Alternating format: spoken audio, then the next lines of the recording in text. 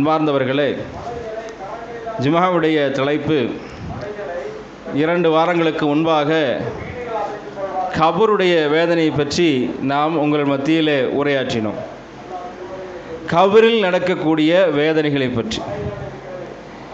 போன வாரம், அதற்கு முந்தின வாரத்தில் கபரில் தீயவர்களுக்கான தண்டனைகளை அல்லாஹு தாலாவும் அல்லாஹுடைய தூதவர்களும் நமக்கு என்ன சொல்லி காட்டிருக்கிறார்கள் என்பதை பற்றி நாம் அறிந்தோம். அந்த வேதனைகளை பற்றி என்ன, உலகத்தில் நடக்கக்கூடிய வேதனை, ஏதோ மறுமை நாளில் உலகத்தில் கபரில் அடக்கம் செய்து விட்ட பிறகு மறுமை நாளில் தான் அல்லாஹ் எழுப்பி நம்மளுக்கு தண்டனை கொடுப்பான், கியாம நாள் வர வரைக்கும் வெயிட் பண்ணலாம் அப்படின்ற நாள் அல்ல. அல்லாஹு தாலா இந்த உலகத்தில் நடக்கக்கூடிய வேதனையை பற்றியும் தூதர் ஸல்லல்லாஹு அலைஹி வஸல்லம் அவர்கள் இந்த உலகத்தில் நடக்கக்கூடிய, அது ஃபர்ஸக்கில் நடக்கக்கூடிய கபருடைய வாழ்க்கையில் நடக்கக்கூடிய அந்த வேதனைகளை ரசூல் ஸல்லல்லாஹு அலைஹி வஸல்லம் அவர்கள் பட்டியலிடுகிறார்கள். அல்லாஹ்வும் பட்டியலிட்டு சொல்லுகிறார். ஒரு கபர்ஸ்தானுக்கு செல்கிறோம். கபர்ஸ்தானுக்கு போனால் எப்படி இருக்கணும் என்பதற்காகத்தான் இந்த தலைப்பு.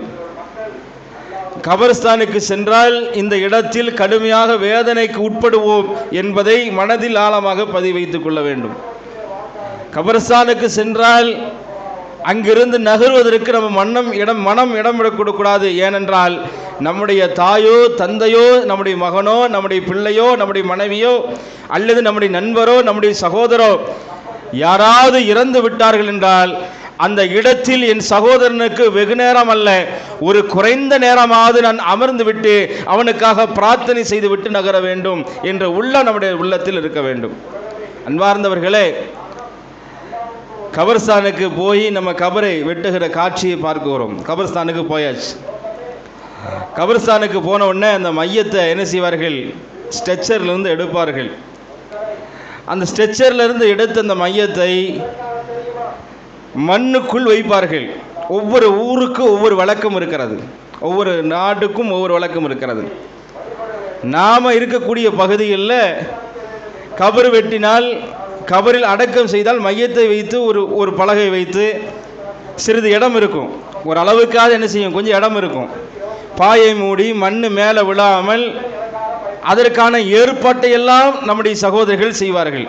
மண் மேலே விடாமல் பலகை நெருக்கமாக வைத்து பாயை போட்டு மண்ணை மேலே போடுவோம். அந்த மண் எத்தனை நாளைக்கு தாக்கு பிடிக்கும், அந்த பலகை எவ்வளோ நாள் இத்து போக வேண்டிய சூழ்நிலை வருமோ அந்த நாள் வரைக்கும் என்ன செய்யப்படும், அந்த பலகை இருக்கும். இதெல்லாம் நடக்க போகிற சம்பவத்தை சொல்லுகிறேன். நாம் கபரில் செல்லுகிற காட்சியை நான் சொல்லுகிறேன். சில ஊர்களில் வித்தியாசத்தை பார்க்கிறோம்.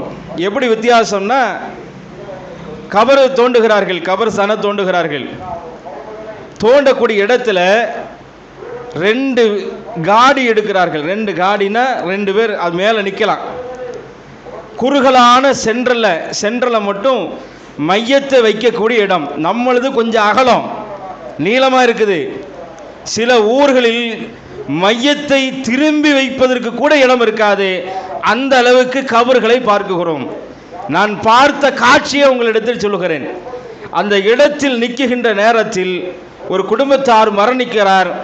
மரணித்த விஷயத்தை நாங்கள் அறிந்து செய்கிறோம், செல்கிறோம். அந்த கபர்ஸ்தானுக்கு சென்று அந்த கபரை பார்க்கும் பொழுது அந்த உறவுக்காரர் அவருடைய இடுப்பளவிற்கு நிற்குகிறார். நான் நினைத்தேன் இடுப்பளவுக்கு தான் இருக்கும் பொழுது தெரியுது கபரு. ஆனால் அப்படி அல்ல.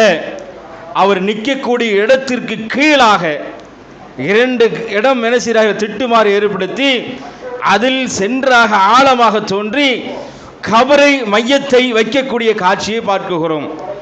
இதே வெளிநாட்டுக்கு போனால், காபாவுக்கு போனால், மதீனாவுக்கு போனால், மக்காவுக்கு போனால் அங்கே ஒரு வித்தியாசமாக இருக்கும். அப்படியே இறக்கி அப்படியே என்ன செய்வார்கள், சில இடங்களில் அடிவாரத்தில் வைக்கக்கூடிய மையத்துகளை பார்க்கிறோம். இதெல்லாம் எதற்காக சொல்கிறேன் என்று சொன்னால், ஏதாவது ஒரு நேரத்தில் நாம் கபரில் இருக்க போகிறோம். நாம் கண்டிப்பாக கபரில் இருக்க போகிறோம். அது எப்படிப்பட்ட கபர் என்பதை அல்லாஹ் தீர்மானிக்க வேண்டும். நான் பார்த்த செய்தி என்னவென்றால், அந்த கபரில் திரும்பி படுப்பதற்கு கூட வீட்டில் படுத்தா 10க்கு 10 வேணும், பெட்டு இத்தனை வேணும், கட்டில் இத்தனை சைஸில் இருக்கணும் நாம் சொல்லுகிறோம். ஆனால் அங்கே எந்த விதமான கட்டிலும் இல்லை. எந்த விதமான மெத்தையும் இல்லை, எந்த விதமான ஃபேனும் கிடையாது, எந்த விதமான ஏசியும் இல்லை, எந்த விதமான விரிப்பும் இல்லை. அங்கே கல்லறுகள் இருக்கும், அங்கே முள்கள் இருக்கும், உள்ளே பல பாம்புகள். சமீபத்தில் வீடியோவை பார்க்கிறோம். கபரை தோண்டுகிறார்கள். கபரை தோண்டுகின்ற நேரத்தில் அந்த கபரிலிருந்து மிகப்பெரிய ஒரு பாம்பை என்ன செய்கிறார்கள், அந்த கபரிலிருந்து எடுக்குகிறார்கள். கபர் என்றால் பக்கத்தில் இருந்து உன்னேறு கபரிலிருந்து, உன்னேறு கபரிலிருந்து மிகப்பெரிய பார்ப்பதற்கு பதற வைக்கக்கூடிய அளவிற்கு அந்த பாம்புடைய தோற்றம் எப்படி என்றால், பொதுவாக பாம்புனாலே பயம் இருக்கும். அந்த பாம்பை பார்க்கும் பொழுது உள்ளமெல்லாம் பதறக்கூடிய அளவிற்கு அந்த கபரிலே பலவிதமான துன்பங்கள் ஏற்படுகிறது. போன வாரத்துக்கு முந்தின வாரம் சொன்னோம், மையத்திலே அல்லாஹு தஆலா அல்லாஹ்வுடைய தூதர் ஸல்லல்லாஹு அலைஹி வஸல்லம் சொல்கிறார்கள், கபரில் 99 பாம்புகளை அல்லாஹு தஆலா என்ன செய்வான், கெட்டடியார்களுக்கு விடப்படும். அந்த 99 பாம்புகளுடைய கடி அந்த மையத்து வாங்க வேண்டும். அந்த தீயவன் கெட்டடியான் அந்த என்ன செய்ய வேண்டும், துன்பத்தை அடைய வேண்டும். இதையெல்லாம் எதுக்காக அல்லாஹ்வுடைய தூதர் சொல்லி காட்டுகிறார் என்றால், இந்த உலகத்தில் நீங்கள் சந்திக்கக்கூடிய முதல் இடம், அந்த சந்திக்கக்கூடிய இடத்தில் நீங்கள் எப்படி தயாரிப்பாக இருக்க வேண்டும் என்பதற்காகத்தான் ரசூல் ஸல்லல்லாஹு அலைஹி வஸல்லம் அவர்கள் இந்த போதனைகள்லாம் நமக்கு சொல்லி காட்டுகிறார்கள். ஏன் சஹாபாக்கள் அழுகிறார்கள்? காரணம் என்ன? கபர்ஸ்தானுக்கு போனால் நமக்கு சிரிப்பு வரும். நம்மெல்லாம் சிரித்து கொண்டு உறவாடி கொண்டு பேசிக்கொண்டிருக்கக்கூடிய நிலை, நான் என்ன உள்பட. ஆனால் சஹாபாக்களை பொறுத்தளவில் மையவாடிக்கு சென்றால், கபர்ஸ்தானுக்கு சென்றால் உட்கார்ந்து அழுவார்கள். உஸ்மான் ரலியல்லாஹு அவர்கள் சொர்க்கத்திற்கு நன்மாராயம் செல்லப்பட்ட நபி தோழர். ஆனால் அவர் கபர்ஸ்தானுக்கு போறப்ப எப்படி இருப்பார்? தேம்பி தேம்பி அழக்கூடிய நிலையில் அந்த சஹாபி இருந்தார் என்று சொன்னால், அந்த கபரை எப்படி அவர்கள் பயந்தார்கள். நபிகள் நாயகம் ஸல்லல்லாஹு அலைஹி வஸல்லம் சொல்கிறார்கள், புகாரியில் 1361வது நபிமொழியாக பதிவு செய்யப்பட்டிருக்கிறது. அன்பார்ந்தவர்களை, இந்த ஜும்மாவில் சொல்லி கபர் வேதனை முடிச்சிட முடியாது. கிட்டத்தட்ட 2 மணி நேரம் பேசக்கூடிய ஒரு தலைப்பு. அல்லாஹ்வுடைய தூது, இது அன்றாடம் நம் அந்த பழக்கத்தில் இருக்கிறோம். நபிகள் நாயகம் ஸல்லல்லாஹு அலைஹி வஸல்லம் அவர்கள் தன் தோழர்களோடு ஒரு மையவாடிக்கு போகிறாங்க. கேள்விப்பட்ட செய்தியாக இருந்தாலும் இதில் படிப்பினை இருக்கிறது. ஒரு மையவாடிக்கு போகிறாங்க ரசூல்லா. அப்போ போகிறப்போ 2 கபரை ரசூல் ஸல்லல்லாஹு அலைஹி வஸல்லம் சந்திக்கிறார்கள். அந்த 2 கபர்களில் அல்லாஹ்வுடைய தூதர் ஸல்லல்லாஹு அலைஹி வஸல்லம் அவர்கள் சஹாபாக்களுக்கு சொல்லுகிறார்கள், தோழர்களே, யா ரசூலுல்லாஹ் சொல்லுங்கள், இந்த 2 கபரை பார்க்கிறீர்களா? ஆம் அல்லாஹ்வுடைய தூதர், 2 கபரை பார்க்குகிறேன். இந்த 2 கபரை என்ன நினைக்கிறீர்கள்? ரசூலுல்லாஹ் கேட்குறாங்க. சஹாபாக்கள் சொல்கிறார், அல்லாஹ்வுடைய தூதரே, அல்லாஹும் அல்லாஹ்வுடைய தூதரை தவிர நாங்கள் அறிய முடியாது, அந்த வல்லமையெல்லாம் எங்களுக்கு கிடையாது. ரசூலுல்லாஹ் உங்களுக்கு இருக்கிறது. தோழர்களே, இந்த கபருக்கு நீங்கள் அஞ்சிக் கொள்ளுங்கள். சஹாபாக்கள் கேட்குறாங்க, அல்லாஹ்வுடைய 2 கபரை குறிப்பிட்டு ரசூலுல்லாஹ் சொல்லுகிறார்கள். கபருடைய வேதனையை நீங்கள் பயந்து கொள்ளுங்கள் ரசூலுல்லாஹ் சொல்லுகிறார்கள். சஹாபாக்களுக்கு வியப்பு, ஏன் அல்லாஹ்வுடைய தூதர் இந்த வார்த்தையை பயன்படுத்துகிறீர்கள்? ரசூல் ஸல்லல்லாஹு அலைஹி வஸல்லம் அவர்கள் சொல்லுகிறார்கள், இந்த 2 கபரில் 2 மனிதர்கள் துன்புறுத்தப்பட்டு கொண்டு இருக்கிறார்கள். உலகத்தில் வேதனை கொடுக்கப்பட்டு கொண்டு இருக்கிறது. இப்போ சஹாபாக்கள் கேட்குறாங்க, அவர்கள் என்ன பாவம் செய்தார் அல்லாஹ்வுடைய தூதர்? அவர் என்ன பாவம் செய்திருப்பார்? ரசூலுல்லாஹ் சொல்லுகிறார்கள், ஒருவர் வேறு பெரிய பாவம்லாம் கிடையாது. அல்லாஹ்வுடைய தூதர் சொல்லுகிறார்கள், அவர் பெரிய பாவம்லாம் செய்யலை, உலகத்தில் அற்பமாக நினைத்தது தான், அற்பமாக கருதியது தான். என்ன அல்லாஹ்வுடைய தூதர் அற்பமாக கருதியது? ரசூல் ஸல்லல்லாஹு அலைஹி வஸல்லம் அவர்கள் சொல்லுகிறார்கள், உலகத்தில் இவர் சிறுநீர் கழித்தால் மறைக்கவே மாட்டார், மறைந்து என்ன செய்ய மாட்டார், சிறுநீர் கழிக்க மாட்டார். இன்னொன்று, சிறுநீர் கழித்து சுத்தம் செய்யாதவர். பார்க்கிறோம்னா இல்லையா? எங்கேயாவது பஸ்ஸிலையோ ட்ராவல்லையோ ஈடுபட்டு கொண்டிருந்தால் நாம் என்ன நினைப்போம் என்று சொன்னால், சிறுநீர் கழிப்பதற்கு செங்கலோ பேப்பரோ அல்லது அந்த தயாரிப்பில் பிரயாணத்தில் வைத்து கொண்டிருப்போம்னா கிடையாது.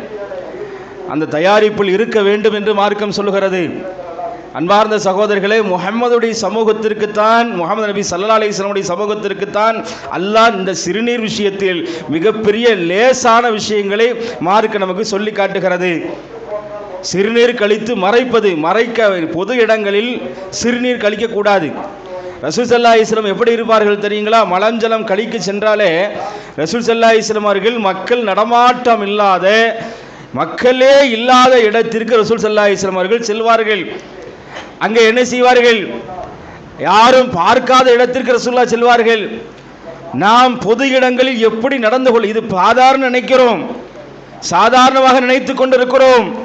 ஆனால் இதற்கு மிகப்பெரிய தண்டனை அல்லாஹு தஆலா உலகத்தில் அல்லாஹு தஆலா வைத்திருக்கிறான். எப்படிப்பட்ட தண்டனை?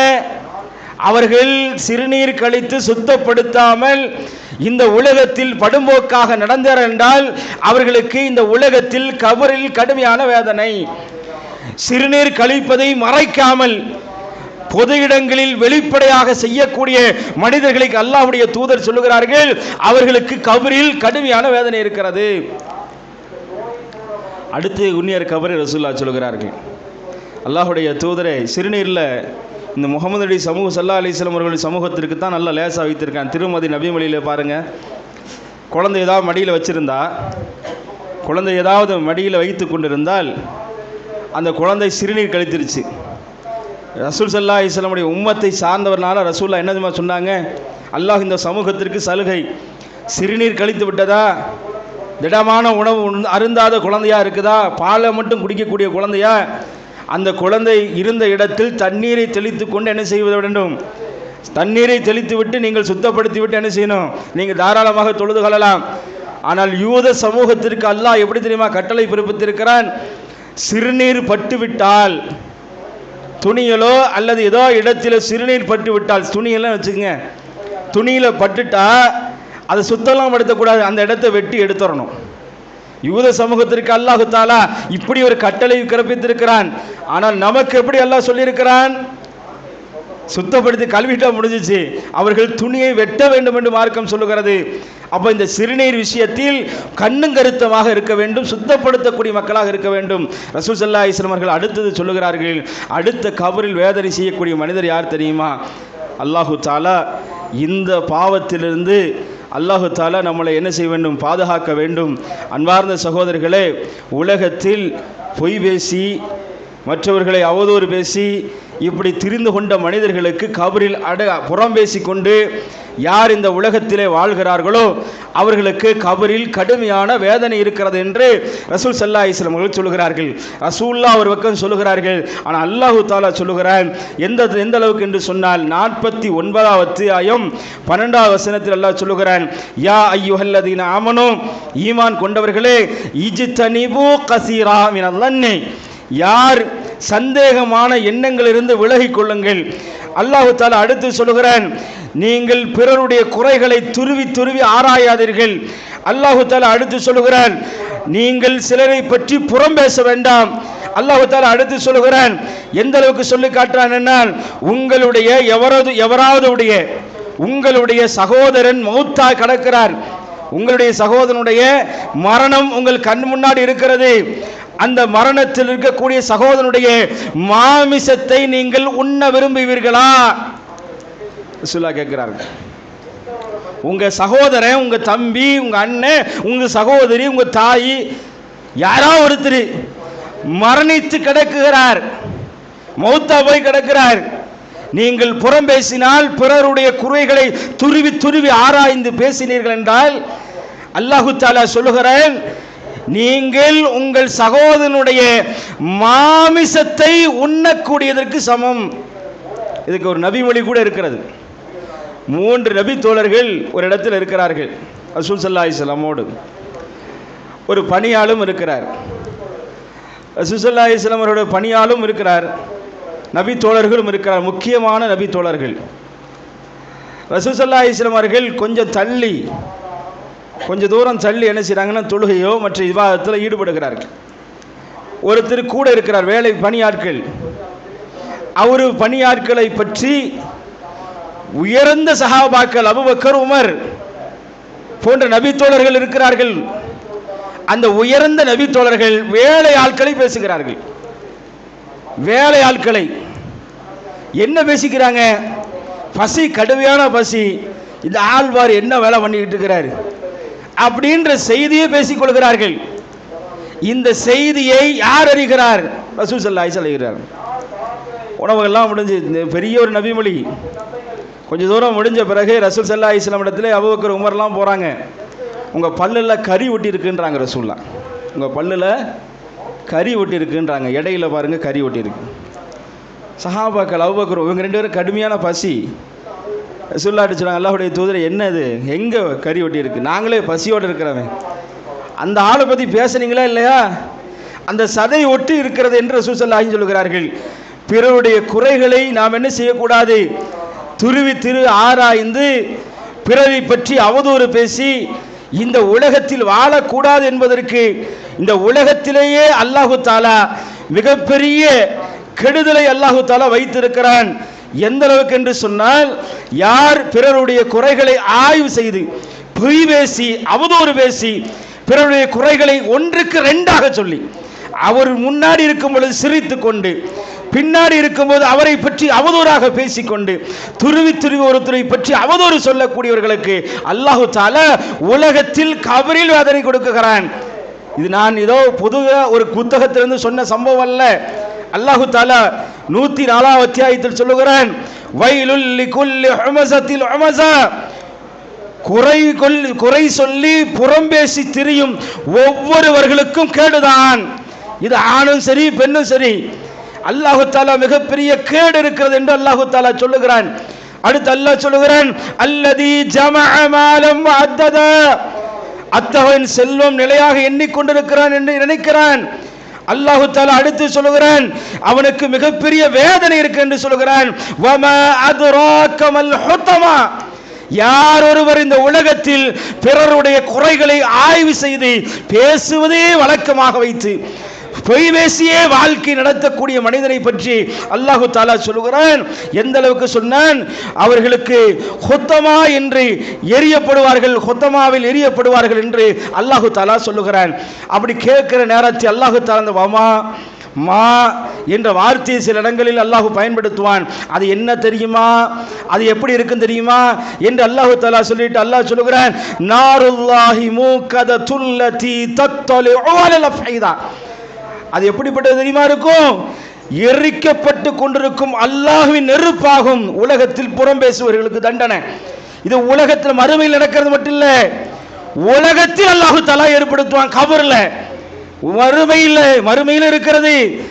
அல்லாஹு தஆலா எப்படி சொல்லி காட்டுகிறார் என்று சொன்னால், இந்த உலகத்தில் கபரில் நடக்கக்கூடிய காட்சி அல்லாஹு தஆலா சொல்லி காட்டுகிறார் என்று சொன்னால், அன்பார்ந்த சகோதரர்களை எப்படி இருக்கணும். இன்னொரு நபிமொழி பாருங்கள், ஒரே ஒரு செய்தியை மட்டும் சொல்லி முடித்துக் கொள்கிறேன். பெரிய செய்தி அல்ல. ரசூல் ஸல்லல்லாஹு அலைஹி வஸல்லம் அவர்கள் புகாரியில் 1386வது நபிமொழி. உலகத்தில் நடக்கக்கூடிய தண்டனை நான் சொல்கிறேன் சகோதரர்களே, ஏதோ மறு உலகத்தில் நடக்கிறது சம்பவம் அல்ல, கபரில் நடக்கக்கூடிய தண்டனை சொல்லுகிறேன். ரசூல் ஸல்லல்லாஹு அலைஹி வஸல்லம் அவர்கள் எப்பொழுதுமே என்ன செய்வாங்க, ரசூல்லா தினமும் ஃபஜ்ருடைய தொழுகைக்கு பிறகு ரசூல்லா சஹாபாக்களோடு உரையாடுவார்கள். அந்த ஒரு உரையாடல் ரசூல் ஸல்லல்லாஹு அலைஹி வஸல்லம் சொன்ன சம்பவத்தை பாருங்கள். ரசூல் ஸல்லல்லாஹு அலைஹி வஸல்லம் ஃபஜ்ர் தொழுகை முடிஞ்சிருச்சு. ஃபஜ்ருடைய தொழுகை முடிந்து அல்லாஹ்வுடைய தூதர் ஸல்லல்லாஹு அலைஹி வஸல்லம் அவர்கள் கேட்கிறார்கள், தோழர்களே யாராவது இரவில் கனவு கண்டீர்களா அப்படின்னு கேட்கிறார்கள்.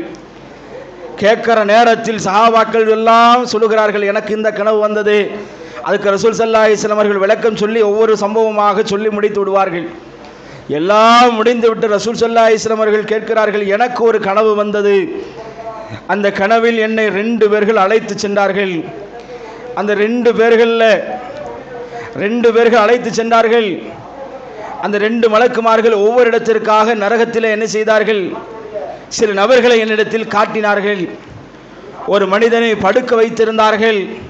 முதல் சம்பவத்தை பாருங்கள், இது மறுமையில் நடக்கிற சம்பவம் அல்ல, இது மறுமை நாளில் ஏற்பட்டு விசாரணைக்கு பிறகு தண்டனை கொடுக்கக்கூடிய நாள் அல்ல, இது மறுமை நாளில் நடக்கக்கூடிய விபத்தல்ல, அல்லாஹ் உங்களை விசாரித்த பிறகு நீங்கள் கொடுக்கக்கூடிய வேதனை அல்ல, உலகத்தில் அல்லாஹு தாலா கொடுக்கக்கூடிய தண்டனை. அல்லாஹு தாலா கொடுக்கக்கூடிய தண்டனை என்ன தெரியுமா சகோதரர்களே, ஒரு மனிதன் நின்று கொண்டிருக்கிறார், அந்த மனிதர் எப்படி இருக்கிறார் என்றால், அவர் பக்கத்தில் ஒரு மனிதர் நின்று கொண்டிருக்கிறார். அவர் மிகப்பெரிய ஒரு கம்பியை வைத்து கொண்டிருக்கிறார். அவர் என்ன செய்கிறார், படுத்து கொண்டிருந்த மனிதனுடைய வலதுபுற காதுகளில் அந்த கம்பியை விட்டு குடைகிறார். கம்பி அந்த காது வழியாக எடுத்து மூக்கு வழியாக கொண்டு வருகிறார். மூக்கு வழியாக எடுத்து வாய் வழியாக எடுக்கிறார். வாய் வழியாக எடுத்து பிடரி வரைக்கும் எடுக்கிறார். இப்படி தொடர்ந்து செய்து கொண்டே இருக்கிறார். அதற்கு பிறகு அந்த மலக்கு என்ன செய்கிறார், அந்த மனிதர் பார்க்கிறார், வலது கரத்திலிருந்து எடுத்து இடதுபுறமாக அந்த கம்பியை காது வழியாக விடுகிறார். அப்புறம் மூக்கின் பக்கம் வருகிறது, அதற்கு பிறகு வாயின் பக்கம் விடுகிறது, அப்புறம் பிடரியின் பக்கம் விடுகிறது. இப்படி தொடர்ச்சியான இந்த வேதனை தொடர்ச்சியாக செய்து கொண்டிருக்கிறார்கள். இந்த வேதனை ரசூல் ஸல்லல்லாஹு அலைஹி வஸல்லம் அவர்கள் பார்க்கிறார்கள்.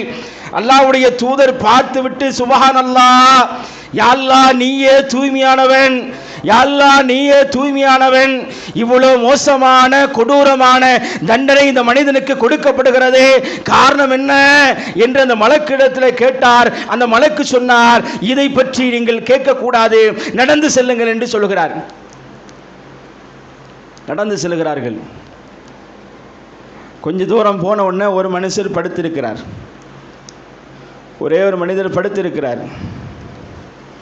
ஒரு மனிதர் பெரிய ஒரு பாறாங்கல்லை தூக்கி நிற்குகிறார். படுக்க வைக்கிற மனிதன் படுத்திருக்கிறார். பெரிய ஒரு பாறாங்கல். ரசூலுல்லாஹ் பார்க்கிறார்கள், மலக்கை பார்க்கிறார்கள். ரசூல் ஸல்லல்லாஹு அலைஹி வஸல்லம் அல்லாஹ் தஆலா காட்டுகிறார். இது எங்கேயோ மறுமையில் நடக்கிறதுல சகோதரிகளை, கபரில் நடக்கிறது. அந்த மனிதருடைய தலையில் பெரிய பாறாங்கல்லை தூக்கி போடுகிறார்கள். பெரிய பாறாங்கல்லை தூக்கி போடுகிறார்கள். அந்த பாறாங்கல் சுக்கு நூறாக தலையை சிதைக்குகிறது. சிதைத்துவிட்டு என்ன செய்கிறது, அந்த பாறாங்கல் உருண்டு செல்கிறது. அந்த போட்ட மனிதர் என்ன செய்கிறார், அந்த கல்லை தூக்கி கொண்டு என்ன செய்கிறார், அப்படியே மேலே வருவதற்குள் அல்லாஹு தஆலா மீண்டும் பழைய நிலையை ஏற்படுத்துகிறான். பழைய நிலையில் என்ன செய்கிறார், அவருடைய தலை உருவாக்கப்படுகிறது. இப்படி தொடர்ச்சியான தண்டனை கொடுக்கப்படுகிறது. இந்த ரெண்டு விஷயத்தை மட்டும் சொல்லி முடிச்சுக்கிறேன். நிறைய சம்பவம், மிகப்பெரிய நீண்ட ஒரு நபிமொழி. அல்லாஹு தாலா அந்த கபரையுடைய வேதனைகளை பற்றி மிகப்பெரிய விஷயங்களை அல்லாஹு தாலா, அல்லாஹ்வுடைய தூதர் ஸல்லல்லாஹு அலைஹி வஸல்லம் அவர்களும் நமக்கு சொல்லி காட்டுகிறார்கள். ஆனால் அதை பற்றி தெரிந்து கொள்ளக்கூடிய நேரம் குறைவாக இருப்பதினால் இந்த இரண்டு சம்பவத்தை மட்டும் சொல்லி முடிகிறேன். ரெண்டு பேர் வந்தது யார் தெரியுங்களா, ஒன்று ஜிப்ரீல், ஒன்று மீகாயில். ரசூலுல்லாஹ் கேட்குறாங்க, யாருங்க நீங்கள்? நாங்கள் தான் வானவர்கள், ஜிப்ரீல் அல்லது மீகாயில், ரெண்டு மலக்குமார்கள். அந்த ரெண்டு மலக்குமார்கள் பதில் சொல்லுகிறார்கள். ரெண்டு மனிதரை பற்றி நிறைய சம்பவம் இருக்கிறது, ரெண்டை மட்டும் சொல்லி முடித்துக் கொள்கிறேன். முதல்ல ஒரு மனுஷர் இருக்கிறார்ல, இரும்பு கம்பியால் காதுகள் விட்டு பிடரி வரை மூக்கு வரை எல்லாம் இழுத்தவர். பிறகு இடது காது வழியாக விட்டு பிறகு எடுக்கிறாரே. இந்த தண்டனை தொடர்ச்சியாக கொடுக்கப்பட்டு கொண்டிருக்கிறதே. அல்லாஹ்வுடைய தூதர்கள் அதை பார்த்து பயந்து, சுப்ஹானல்லாஹ் நீயே தூய்மையானவன் என்று அல்லாஹ்விடத்தில் பயந்து இது என்ன கொடுமை என்று கேட்டார்களே. அந்த மனிதருக்கு என்ன காரணத்தினால் கொடுக்கக்கூடிய தண்டனை தெரியுமா? மலக்குமார்கள் சொல்லுகிறார்கள், உலகத்தில் அல்லாஹு தஆலா அவர்கள் என்ன தண்டனை செய்தார் தெரியுமா? பொய் பேசினார்கள், பொய்யை பரப்பினார்கள். இலகுவா எல்லா என்னிடத்திலும் இருக்கும், உங்களிடத்தில் இருக்கும், இலகுவா இருக்கும். பொய் பேசினார்கள், பொய்யை பரப்பினார்கள். இல்லாத விஷயத்தை பரப்புகிறது. இதுக்கு அல்லாஹு தஆலா கொடுக்கக்கூடிய தண்டனை என்ன? ஒரு மனிதனை ஸ்பெஷலாக ஏற்படுத்தி அவனுடைய காதுகளில் கைகளிலும் போட்டு மூக்கு வழியாக எடுக்கக்கூடிய அந்த வேதனை இருக்கிறதே.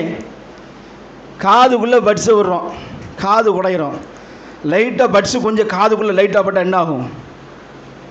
முகத்தில் மட்டும் வேதனை வந்துருச்சுன்னு வச்சுங்களேன், கண்ணு வலி வந்தாலும் தாங்க முடியாது, காது வலி வந்தாலும் தாங்க முடியாது, பல்லு வலி வந்தாலும் தாங்க முடியாது, மூக்கில் ஏதாவது புண்ணு வந்தாலும் தாங்க முடியாது.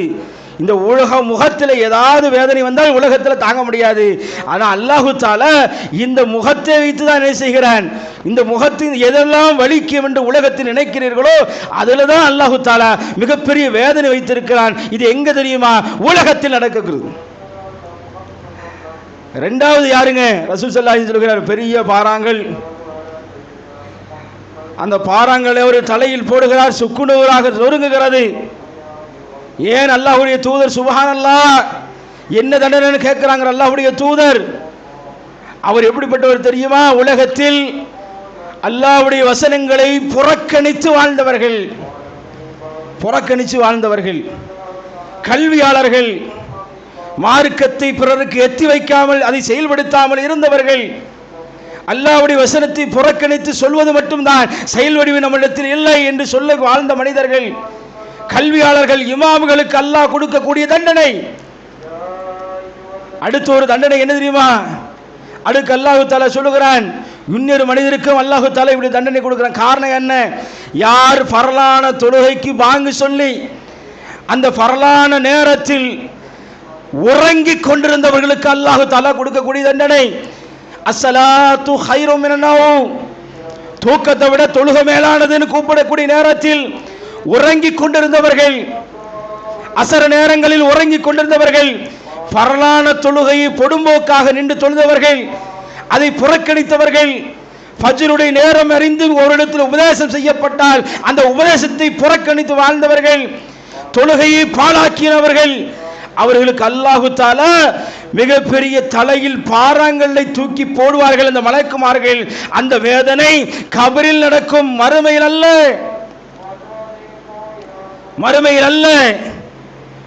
உலகத்தில் கபரில் நடக்கக்கூடிய வேதனை. அன்பார்ந்த சகோதரர்களே, எப்போ வேணாலும் மௌத் வரும். அல்லாஹு தஆலா குல்லு நஃப்ஸின் தாயிகத்துல் மௌத், எந்த நேரத்திலாவது மரணமலை வந்து சேரும். அந்த மரணம் வந்தால், அந்த மரணத்தை நாம் அடைந்தால் அடுத்து செல்லக்கூடிய பரிசக்கூடிய வாழ்க்கை கபருடைய வாழ்க்கை. ஆகையால் தான் ரசூலுல்லாஹ் சொன்னாங்க, தொழுகையில் கேளுங்க, வமின் அதாபில் கபர், யா அல்லாஹ் எனக்கு கபருடைய பாதுகாப்பு ஏற்படுத்தி. நம்ம எங்க தொழுகை தானே கபரு பாதுகாப்பு தர்றது? புறக்கணித்து நிற்கிறோமே, பள்ளிவாசலை கடந்து செல்கிறோமே, பள்ளிவாசலை ஒட்டி இருக்கிறோமே, தொழுகை தொழுவதில்லை. வாங்கு சொல்லி நம்முடைய காதுகள் ஒலித்தும் அதை புறக்கணித்து வாழ்கிறோமே. இந்த நிலை இருக்கக்கூடாது. யார் இந்த நிலையில் இருக்கிறார்களோ அவர்களுக்கு அல்லாஹு தஆலா உலகத்திலேயே தண்டனை வழங்குகிறான் என்று அல்லாஹு தஆலா தன்னுடைய திருமறையின் வாளியின் மூலமாக, அல்லாஹுடைய தூதரின் போதனை மூலமாக நமக்கு எச்சரிக்கிறான். அப்படிப்பட்ட நிலையில் இல்லாமல் அல்லாஹுடைய தூதரை பௌபா செய்து அல்லாஹு மன்னிக்கக்கூடியவன். அல்லாஹு பாருங்க, குர்ஆனில் பல வசனங்கள் அல்லாஹு தஆலா நினைவூட்டுவான். மன்னிக்கக்கூடியவன், கிருபையாளன், அன்பாளன், இப்படி அல்லாஹ் சொல்கிறான்.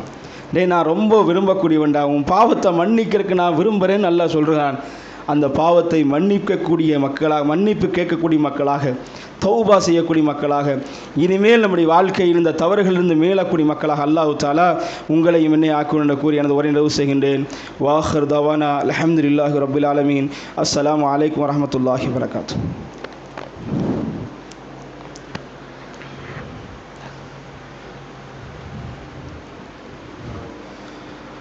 அஸ்ஸலாமு அலைக்கும் வரஹ்மத்துல்லாஹி வபரகாத்துஹு. அல்லாஹும்ம ஸல்லி அலா முஹம்மது வ அலா ஆலி முஹம்மது கமா ஸல்லைத அலா இப்ராஹீம வ அலா ஆலி இப்ராஹீம இன்னக ஹமீதும் மஜீத். அல்லாஹும்ம பாரிக் அலா முஹம்மது வ அலா ஆலி முஹம்மது கமா பாரக்த அலா இப்ராஹீம வ அலா ஆலி இப்ராஹீம இன்னக ஹமீதும் மஜீத். ரப்பனா ஆதினா ஃபித் துன்யா ஹஸனா வ ஃபில் ஆখিরাতি ஹஸனத்தன் வ கினா அஸாபன்னார். ரப்பனா ظلمنا أنفسنا وإن لم تغفر لنا وترحمنا لنكونن من الخاسرين. وآخر دعوانا الحمد لله رب العالمين. السلام عليكم ورحمة الله وبركاته.